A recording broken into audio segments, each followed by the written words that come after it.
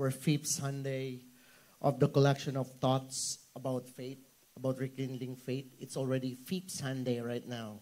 So this is the fifth Sunday, and our topic or our message, I took it from the book of Hebrews. If you have your Bible, you have your Bible?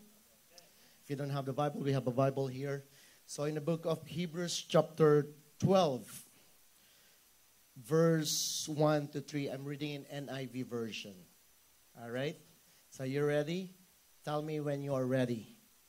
I'll be here only. Hallelujah. Okay? So you guys are ready at the back? You guys are ready there?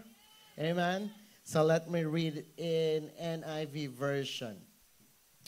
It said, therefore, since we are surrounded by such a great cloud of witnesses, let us throw off everything that hinders and the sin that so easily entangles. Do you believe in that? The sin is easily entangles.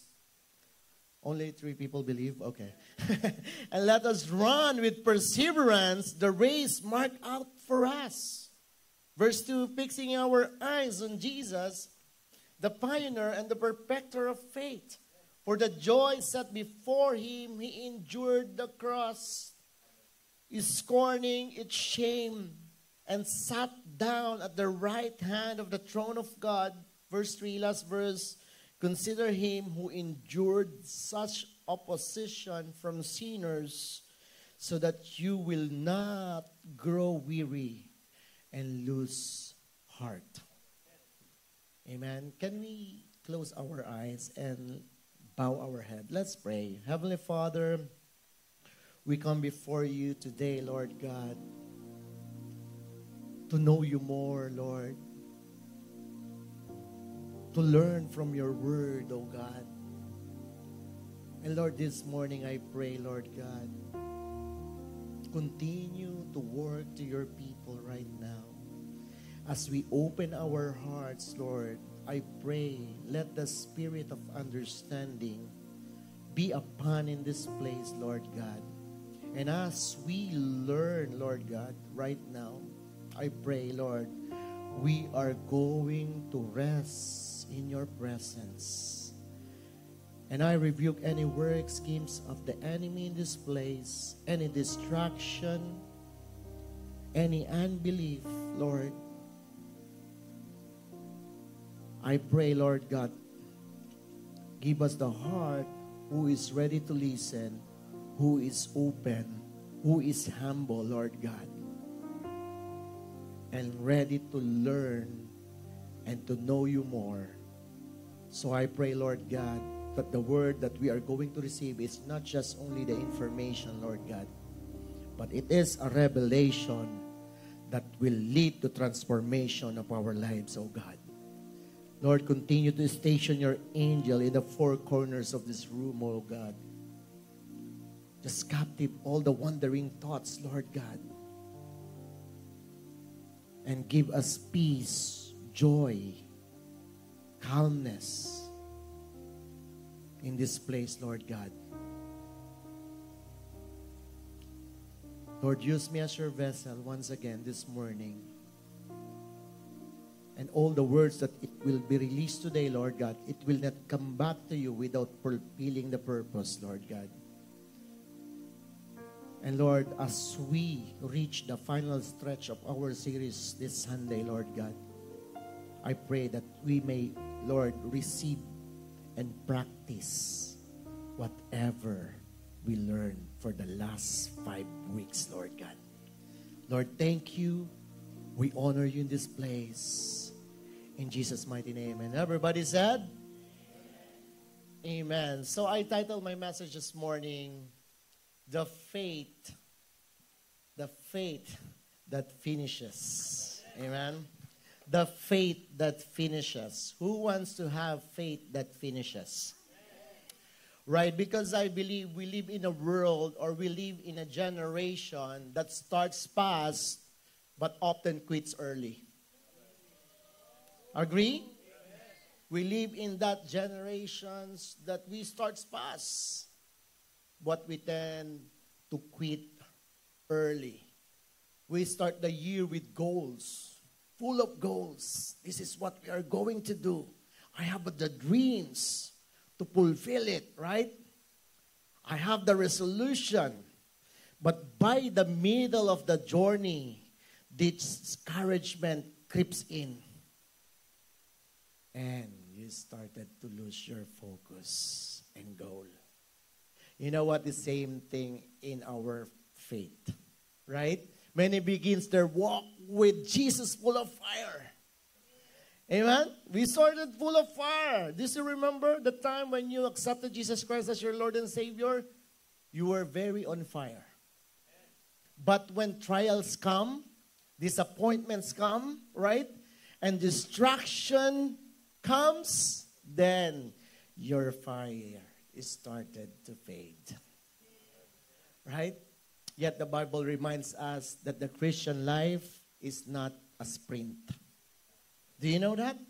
The Bible is telling us, in fact, it's reminding us our walk in life, or our spiritual walk in life is not a sprint. You know what's a sprint? What is a sprint? You know, Pastor, when you jump, and you can jump high. That's a spring. No, that's different, right? It's sprint, like we are not in sprint. We are what? We are in the marathon. Marathon. Tell your neighbor, you are in the marathon. That's why in Hebrews, you know, the author of Hebrews was saying that since we are surrounded by great cloud of witnesses, who are they, Pastor? Right? Those are, he was preparing for the Faith Hall of Fame. Like they mentioned in Hebrews 12. Oh, sorry, Hebrews 11, right? In Hebrews 11, the preceding verse, the verse that we use is, they said, Noah, Abel, Abraham, Moses, and many others who live by faith. Those are the people who are in the Hall of Faith. These heroes of faith are like spectators. They are spectators in the stadium. Remember, let's think about this. Maybe we are in the stadium. These are the people who these are the spectators, encouraging us to run faithfully because of their faith. Right? When you're about to give up, someone is cheering you. Come on, Kurt, you can do it. Right? Come on, Davey, you can do it. Hallelujah. Yeah, that is the purpose of Hebrews author. Right? The purpose of the author of the Hebrews was to encourage Jewish Christians to endure their faith during that time. That's the purpose. And who is the author of the Hebrew, Pastor? Hebrews. Actually, there's an unknown author in Hebrew, right? It doesn't mention. But some other people said it was Paul.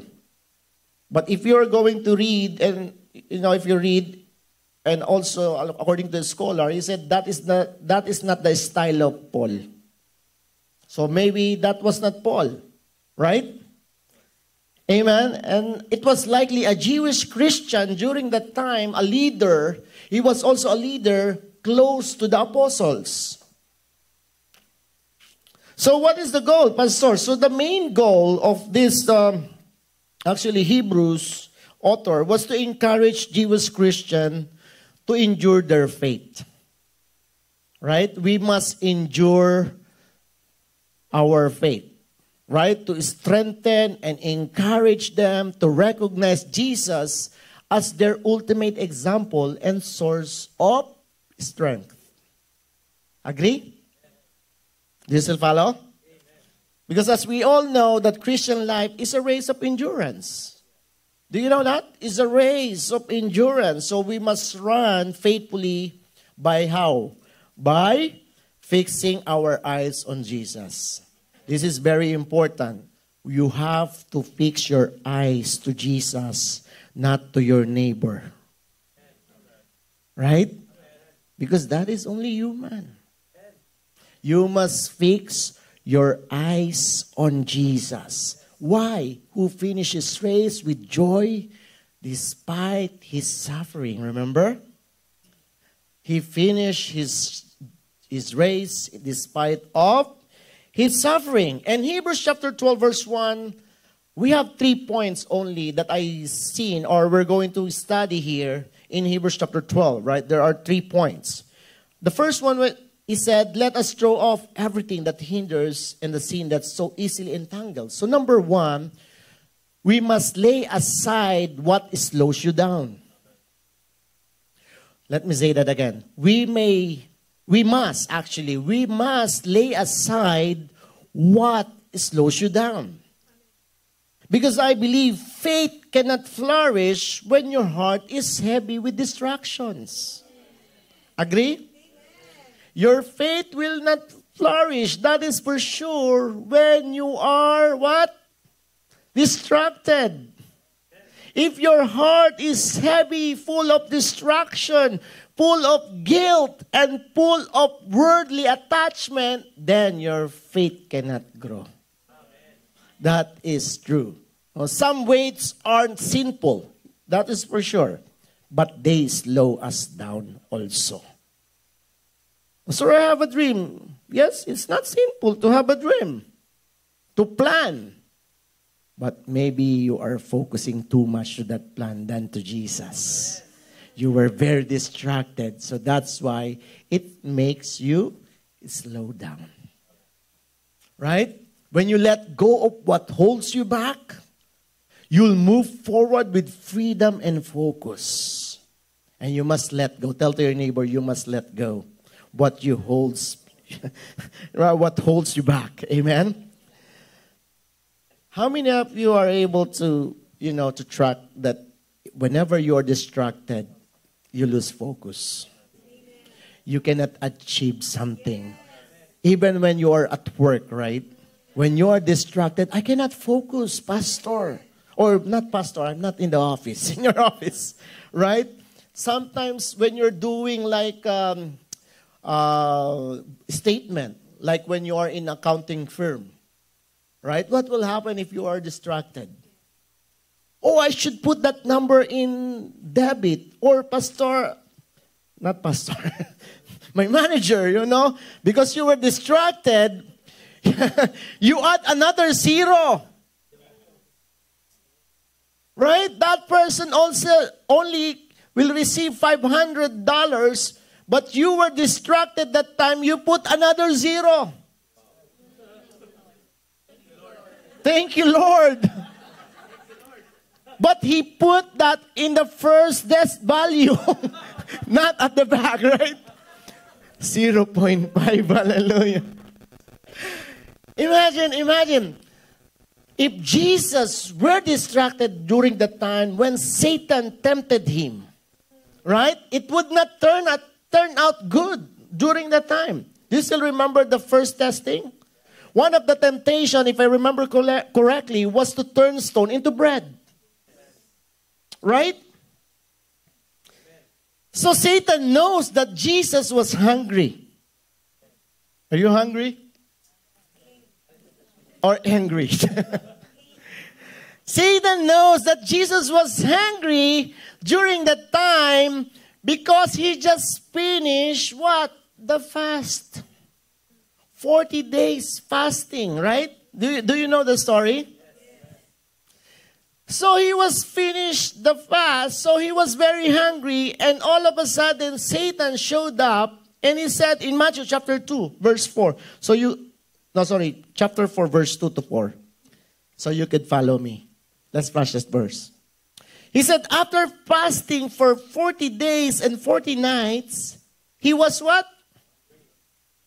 Hungry. Look at your neighbor. Kapit lang, besh.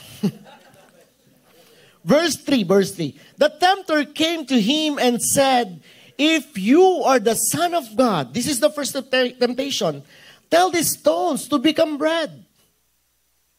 Because you are hungry and you are capable of, then why don't you turn this stone to bread?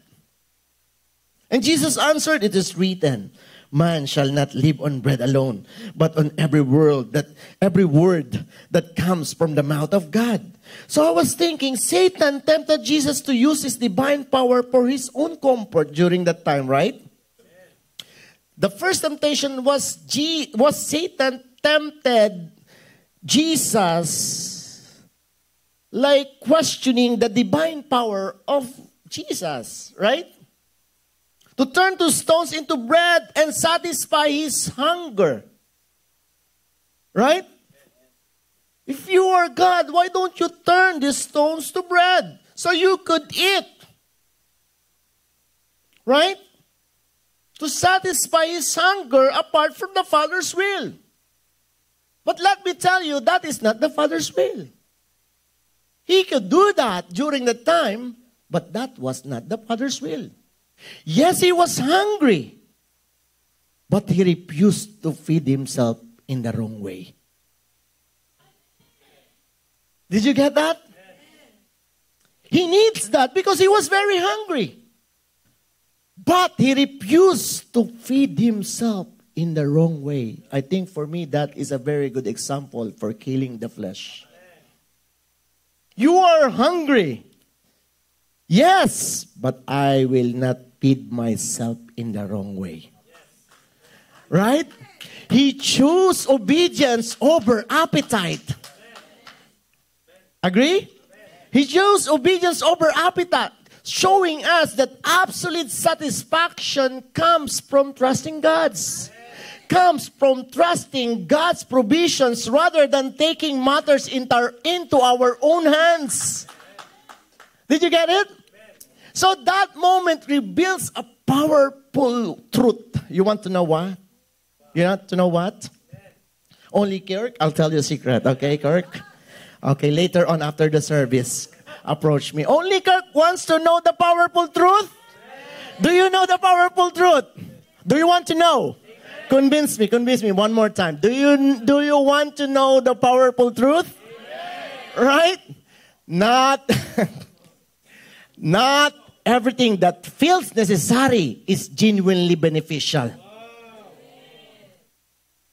Is that true?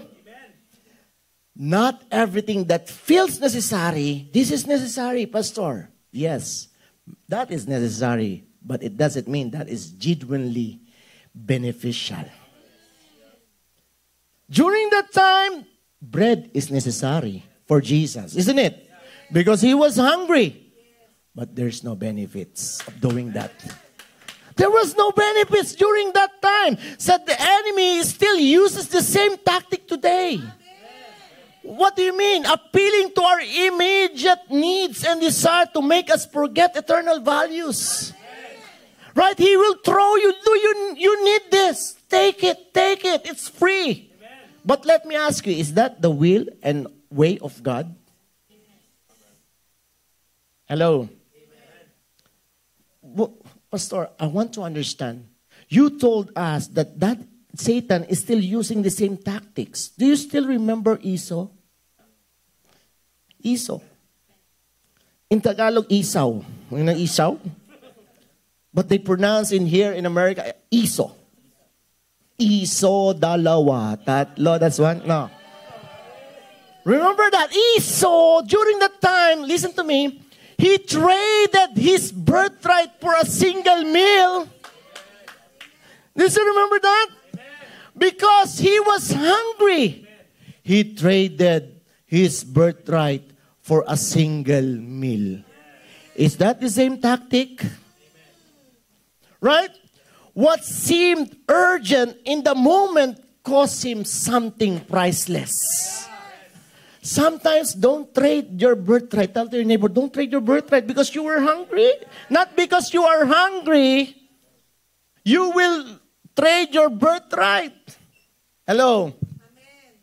So this is my question this morning. What are we trading today for temporary satisfaction? Right? So what are you trading today? For satisfaction.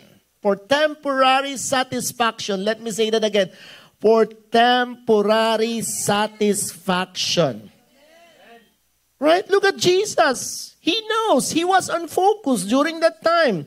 That was not the will of God. I could do that if I want to, but that is not the way of God. That's why I rather to trust the Lord than to give in to that temptation. I know I was hungry, but that was not the time for the Lord. That's why right now, maybe, I know you need something. But you have to wait God's timing in your life. You must wait God's timing. Like, are we like, look at Jesus. Jesus waiting on God's timing. Right? Esau give up something eternal for something that fades. Right? Because he was hungry. Man, I know this is our weakness. If we are hungry. Right? When we go home, what is the food? What is our food? Right, man? Or only you, Pastor, only you. Not us. Thank you. Praise the Lord for your life.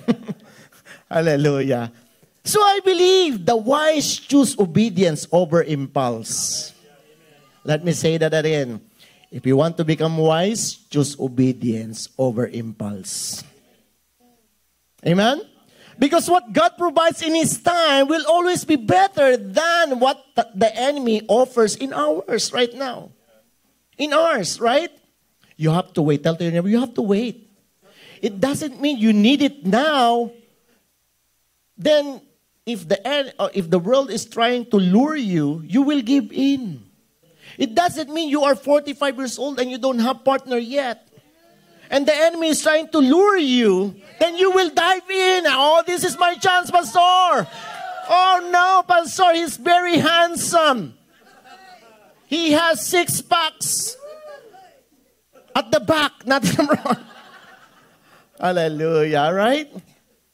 So sometimes, if you are in focus, right? When you are focused, and rely always to God, you will get the best from the Lord.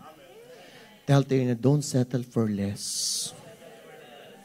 Because God has the best for you. And sometimes the best, what requires to get the best? Kill your flesh. Deny your flesh all the time. Amen. Sometimes you need to pause. Pause. You need to pause. Not pause, Pastor. Sometimes you need to pause and examine what your craving is. What is your craving? You have to, sometimes we must pause and examine your craving. What is my craving today? Is it something that honors the Lord? Is my craving something that honors the Lord? Or will it slow me down in my walk of faith? What is your craving? To be honest, Pastor, KFC is my craving.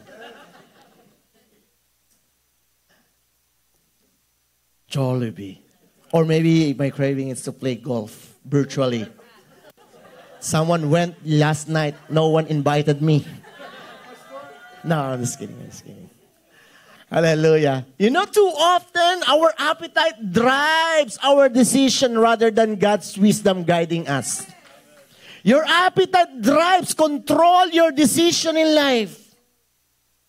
Agree? Your appetite controls your decision in life. That's why the enemy is trying to what? Touch your appetite all the time. He's controlling your appetite because he knows that you will give in. Right? But I'll tell you, if you will keep your appetite intact, you will wait always in God's timing. And you will rely like from the Lord, wisdom every time.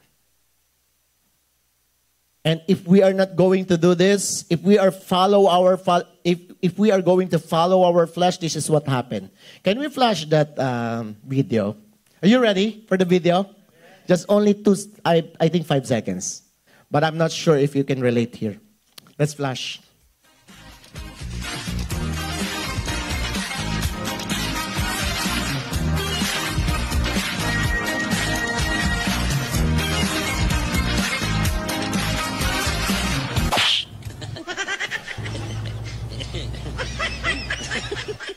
That is true, right? Whenever you need to do something for the Lord, you will choose the other way. But if someone will ask you, do you want to go to heaven? Yes.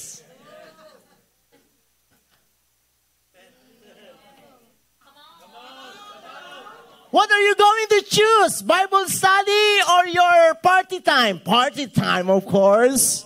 What are you going to choose? To offer something for the Lord or to buy a new car? Buy a new car, of course. What are you going to choose? Heaven or hell? Of course, heaven. And then pack. Come out. Hallelujah. Is that true? That's the reason why every time you will make a decision, don't make a decision like don't choose your flesh when you're making a decision. You must always choose the decision that aligns to the will of God. Right? Don't let needs control your obedience. Sometimes, the needs control our obedience. Because I have the needs, Pastor. I have the needs. You know what are my needs, Pastor? So I have to do this. Yeah, the Lord knows your needs. Even your wants, the Lord knows it. But if you will surrender that to God, and He will provide. He will make a way out. So when we are hungry, when we are weak, when we are in need, we must still trust God. Hello? Are you still with me? Amen? Do you still love me? Yeah? I love you. Right? So we must still trust God's word. We must still trust God's word more than our physical desires. That is true. Amen? Do you see that video? Okay.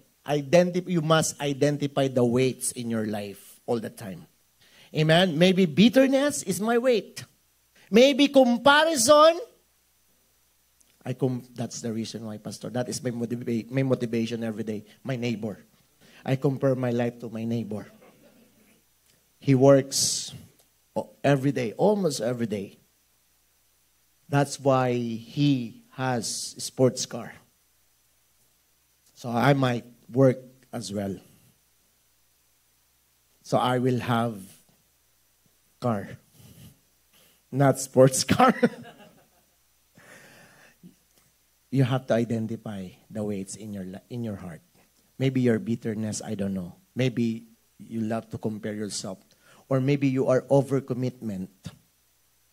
Right? And release them to God every day. Give it to God. You don't need weights in this walk. Those bitterness, comparison, that could be weight. Right?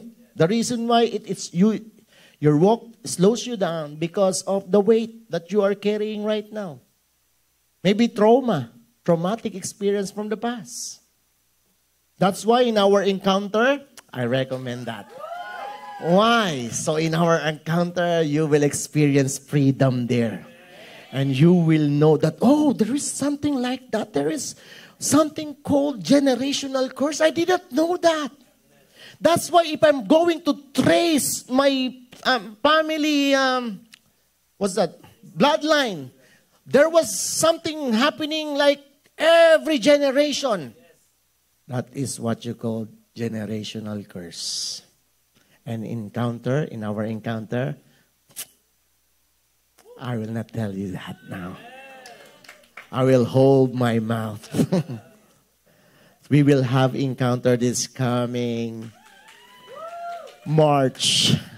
Okay, book your calendar in March. April 2, I think. April 2, during Holy Week. April 2nd to 4, right? Like, I think Thursday, Friday, Saturday. 2 to 4, yes. Okay? So maybe bitterness. What is your weight? Look about think about the athlete, right? The athletes. Do you know athlete people? Do you know? Think of athletes during the Olympics. They train hard, right? They train hard and remove every unnecessary weight. Right? Not even carrying an extra ounce. No. Because why? It will slow them down. That's why if you notice all the marathon or the runners, all the runners, they wear very short. Short. Why? Because to light the weight. I don't see any runners wearing jeans with weights. No. Why? Because they want to light the weight all the time. So likewise, in our faith, requires what? To light your weight, discipline. To light your weight, it requires discipline. Can somebody tell discipline? Right? This is what we need. Number two. Do you want more? Okay. Are you still with me? Okay. Run with endurance. Run with endurance, not emotion. This is what we need to do. In Hebrews chapter 12, we're still in verse 1. And let us run with perseverance the race marked out for us. So, this walk, we don't need emotion. We need to run with endurance. What is endurance, Pastor? Endurance means staying faithful when the excitement fades. You must be faithful even when the excitement fades. Amen? You must run, right? You must run, I should say. You must run all the time, even you're not excited. Even everything is not going well. You must run with endurance. Tell to your neighbor, run with endurance. Yes, because faith is not about how fast you feel. No. It's about how steady you stay. That is what faith. Right? It is how steady you stay. No matter what. Even you are experiencing troubles in life. Everybody experiences troubles in life anyway. You're not the first person who experienced problem. Amen? We experience problems. But don't stop. Keep going. Keep running. Because your faith is not running by emotion. Because if you run your faith with emotion, you will be in trouble. Emotion is very, what do you call that? Deceiver. It is a deceiver. Deception, right? Because every time, your emotions, when you're running through your emotions, I don't feel to go to church today. So I will not go to church. I don't feel to pray. I will not go to church. I don't feel to read my Bible.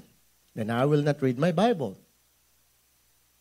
Because your faith is running with your emotions, which is not good. Do you still remember Rick Warren? Do you know Rick Warren? Rick Warren faced one of the deepest emotional crises unimaginable. You know, if you know the story or if you don't know the story, his son committed suicides. Who is Rick Warren? Rick Warren is one of the renowned pastor. And even you are a renowned pastor in this kind of tragedy, in the natural response, you would have been to give into grief. Right? If you are human, at least. If you have heart. Right? If you fall into that problem, right? The initial response was, you will be into grief. That is for sure. Anger, maybe, or despair. Amen? But Rick Warren, do you know what happened to Rick Warren? Rick Warren chose endurance over emotion. He's widely regarded as one of the most renowned Christians during the time, or leaders of this time, actually. He's an author. And you know what happened? He stayed committed to God's call and continues running his race. Do you know what happened? Tell me what happened, Pastor. Ask me. You know that perseverance of him? He wrote the purpose-driven life. Because of that. He wrote the purpose-driven life, a book that has inspired millions worldwide. Millions worldwide? Yes. Millions worldwide, and draw countless people closer to Christ.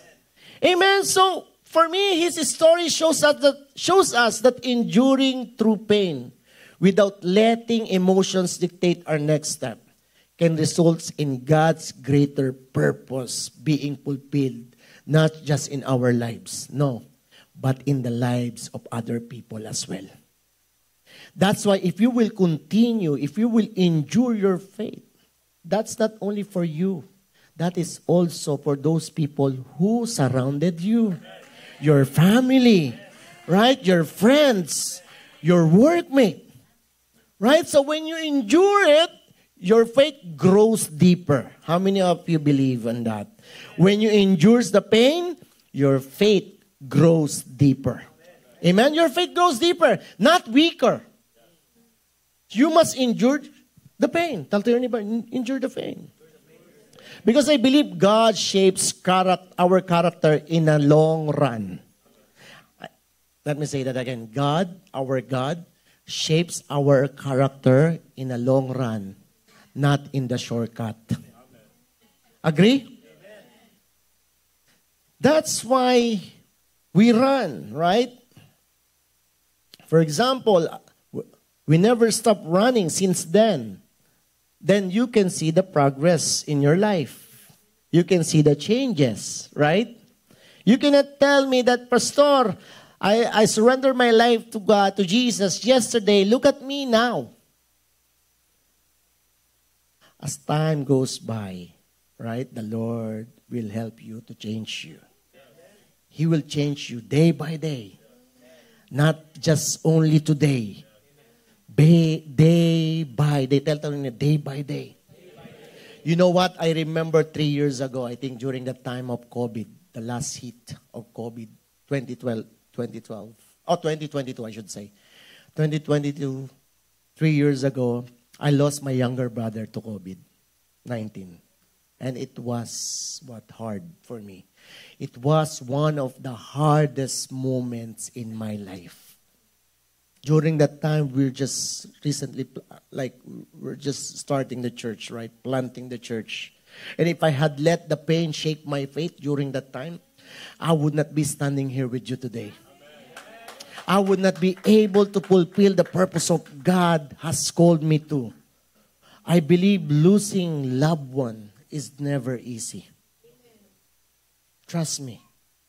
I've been there. I experienced it. It wasn't easy. Especially when we thought God would not allow that. Because I was praying during that time, all the time. I pray for my family. Lord, protect my family. I'm serving you. I'm surrendering my life to you, Lord. I thought you will protect my family. Amen. But you know what I've learned? I've learned that God is all-knowing God. His plans are higher than our plan. So we must trust Him no matter what. We must trust Him. We cannot trust Him not only on the mountain tops, but also in the valley. You must trust Him, right? Because if you are going to trust Him only during the mountain tops, I think that is not faith. Right? That is just only benefits relationship. What is the relationship that you have? Only benefits relationship. Right? It is those, it's in those valleys that our faith is tested. That is where we grow when we experience valleys in life. Amen? That is where we strengthen and refine. And when we endure that, God can still use us to impact others' people. Do you know Martin Luther Jr.? Martin Luther King Jr. He faced what? Trials, arrests, threats, and violence during that time. Yet he ran his race with patience and perseverance. Do you know him? Only Drew knows it. Yeah. So he ran his race with patience and perseverance. His endurance brought major civil rights changes and inspired millions worldwide. So like Christians in our spiritual race, he kept his eyes on the goal. You have to keep your eyes on the goal. And what is the goal? What? To live with Jesus eternally. Amen? Even in the midst of suffering, you must stick your eyes to Jesus. And lastly, you still with me? You still here? Number 3, fix your eyes on Jesus. Fix your eyes on Jesus, not the what? Not the distractions. You must fix your eyes on Jesus, not the distraction. Hebrews chapter 12, verse 2. Fixing our eyes on Jesus, the pioneer and perfecter of our faith. You know what? I realize when you lose focus, you lose strength as well. When you lose focus, you lose strength. The race of faith is not about comparing your pace with others. Let me say that again. You still want to hear this? I'm about to finish. When you lose focus, you lose strength. So the race of faith is not about comparing your pace with others. Don't compare your pace with other people. If he is on fire, let him be on fire. Right? But you have your own pace. Right? It's about keeping your eyes on the one who never fails. Nothing. The reason why, Pastor, the reason why I don't want to go to the church, because I know one person, he was very active during that time. He surrendered his life. And then after some times, he fell into temptation. That's why I don't want to go to the church anymore. He's only human. You must fix your eyes on Jesus. Then continue your walk. Don't compare your pace to him.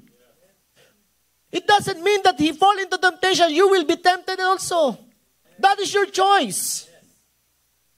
That is your choice, right? Amen. It's about keeping your eyes on the one who never fails. When your eyes are on Jesus, your faith becomes steady even in storms.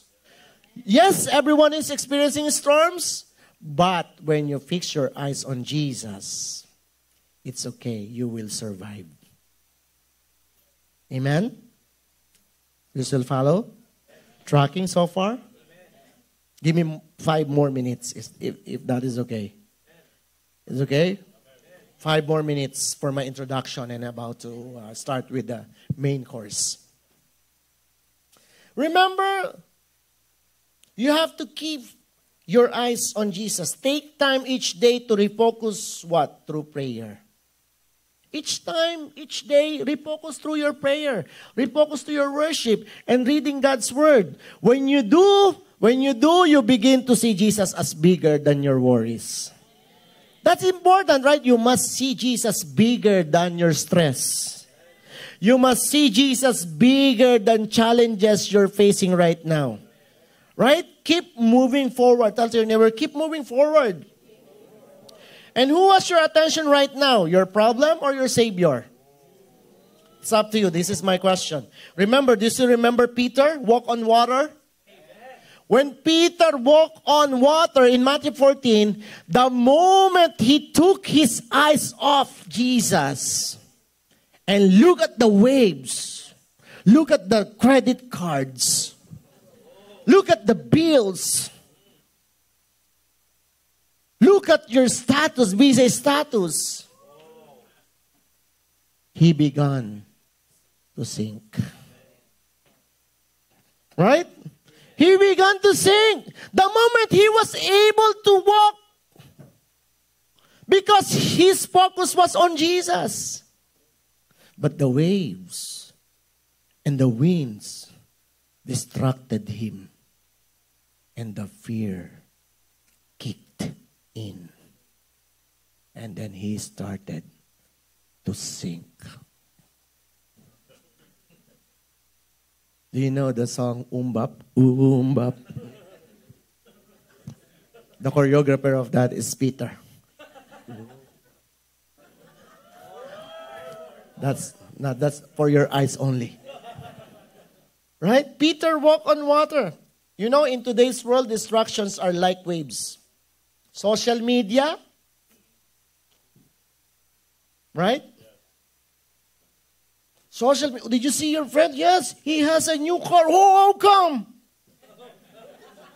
That's impossible, scammer. Right? Bad news came.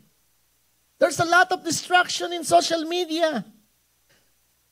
Success and failure, but those who keep their eyes on Jesus will walk above what others sink in. You know what are the major world events right now?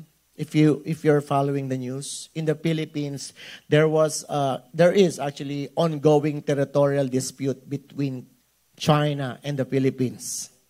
If you are following the news, right? And it was very distracting, right? What happened? I don't know. And also, I read one of the article. A massive fire broke out at the Wang Fu Court residential complex in Hong Kong. Recently, if I remember correctly, November 26. And you know what? According to the article, he said that quickly engulfed at least 7 of the state's 8 high-rises building. Wow! And you know how much is the death? How many people? 128, yeah. 128. Did you read my script? Hallelujah. Yes, I agree. I saw in the news. Yeah, we have the same news that we're looking at. 128 people, that's true, Drew. 128 people, making this one of the deadliest residential fire Hong Kong has ever seen. And you know what? 79 people have been reported injured. That's a lot. And you know what? How many people are still missing? About 200 people are still missing. That was disturbing. Amen? And there's more. You want more? Can we flash that picture? This billboard shown recently in Israel. That billboard, you know what? A campaign by a group called the Coalition for Regional Security. This billboard promotes peace and unity. That's what they said. But you know what? You know, some other people connected this to the end times and to the Antichrist.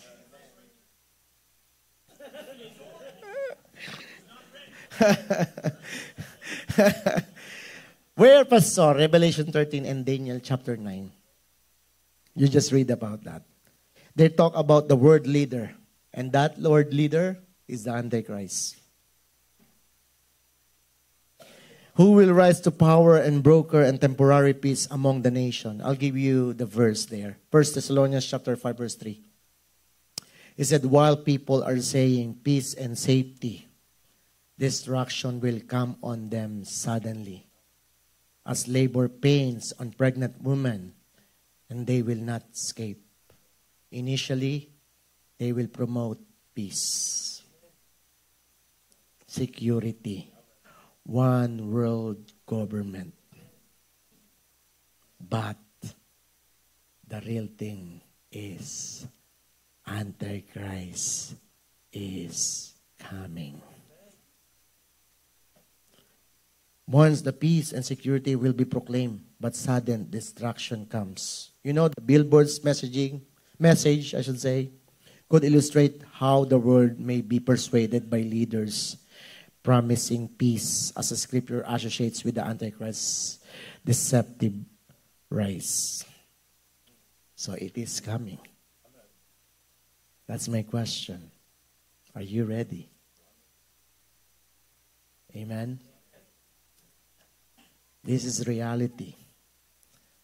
Jesus Christ is coming back. And if you can see, all the prophecy is going to happen one by one. And we can see now here. Flash it again, please. Yeah, look at them. Christian, Muslim, these are the top leaders in the world. Wow. And if you're concerned about your soul and your family as well, you must act now. You must act now. Your relationship with Jesus is not a joke. Let me tell this. The relationship that we have with Jesus is not a joke. Our motivation, because God loves us, He first loved us. We love Jesus because we need Him. Right? Are you still with me? So I'm telling you, when you feel tired or tempted, this is not time to give up. Because the end is coming near. We are in the final stretch of our walk with God. We are in this generation is the final stretch. And I want you to, I want you to encourage you to don't give up. Don't give up. I know it's not easy. I know there's a lot of persecution. I know there's a lot of weight. But don't give up. This is not the time to give up. Just finish the race. Let your faith finish the race. Don't give up. Don't give in. Don't trade your benefits, God's benefits, in temporary benefits. Don't trade it. Jesus is coming back. Anytime soon, we don't know.